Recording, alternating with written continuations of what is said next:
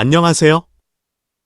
지들의 실적 발표에서 언급한 렌즈 운반선 150척 수요에 대한 내용입니다.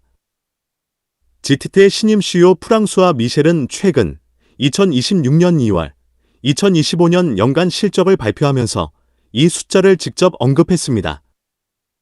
앞으로 예상되는 렌즈 운반선 150척에 대한 것은 단순한 목표치가 아니라 이미 확정된 프로젝트들에 필요한 선박수를 뜻합니다.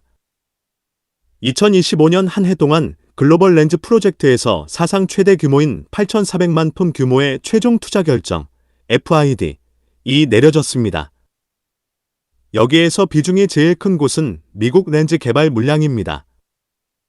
GT는 8,400만 톤 규모의 신규 렌즈 생산량을 운송하기 위해서는 약 150척의 추가 렌즈 운반선 발주가 반드시 필요하다고 분석했습니다.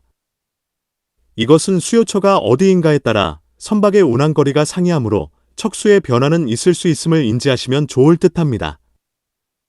예를 들어 17만 4천 큐빅미터급 렌즈 운반선으로 16노트 속도로 운항하여 렌즈를 운송하는 경우를 가정하여 봅니다.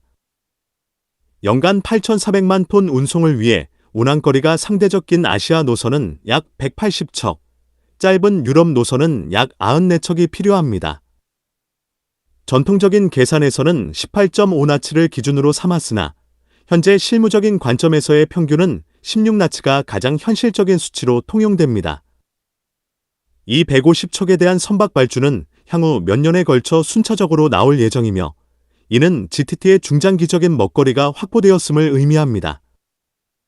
조선소의 경우도 렌즈 운반선의 건조 수요가 지속됨을 알 수 있는 것입니다.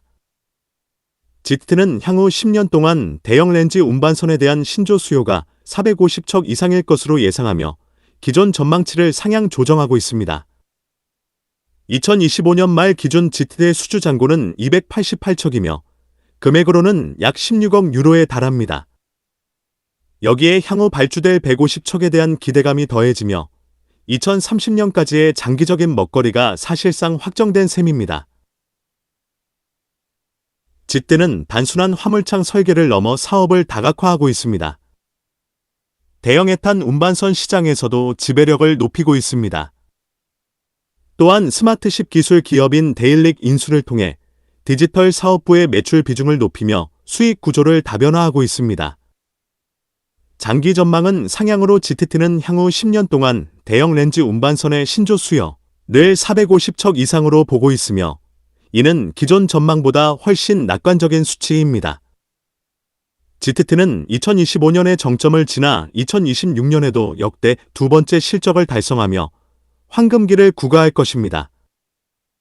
특히 작년에 확정된 대규모 프로젝트들로 인해 발생할 150척의 잠재 수요는 우리 조선업계와 GTT 모두에게 강력한 성장 엔진이 될 것입니다.